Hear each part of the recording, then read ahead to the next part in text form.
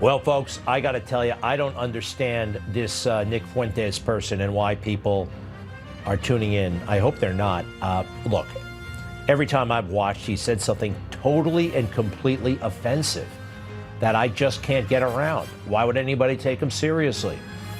Tucker Carlson, for some reason, is taking him seriously.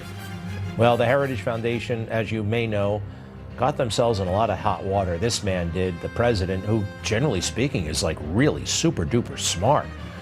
But he was like kind of supportive of the whole thing, and it really annoyed a lot of people.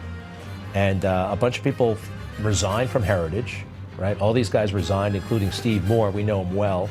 And now the latest resignation in protest of all this is Michelle Bachmann, the former Minnesota congresswoman. She says this is the biggest PR disaster in Heritage's history. Heritage leadership shot a cannon through their brand.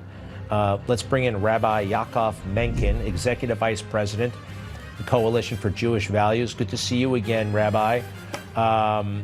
Where does this end? What's next? And what would you like to see happen, sir? Well, Tucker Carlson has gone now completely off the rails. We can actually stop talking about how horrible Nick Fuentes is on his own, as if the biggest problem with Tucker is that he platformed Nick Fuentes.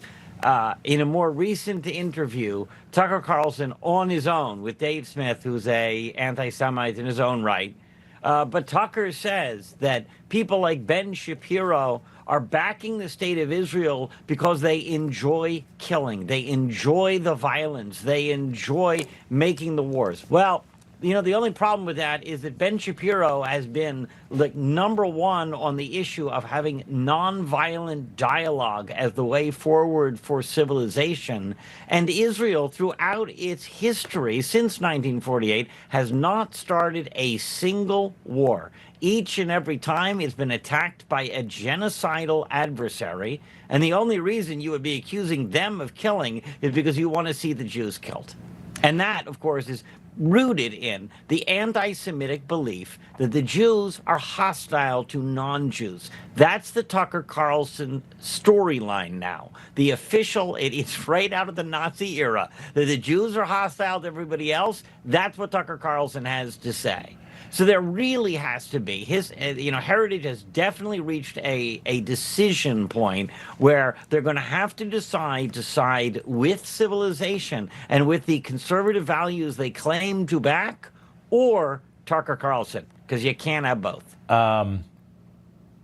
Look, I haven't been following Tucker Carlson for a while now, and he's not the victim of fake news, right? I mean, I just spent a good chunk of the show showing how everybody misreported what President Trump said. And I'm not quarreling with you, sir, but you're confident that, you're confident that he's not the victim of misinformation or disinformation, correct?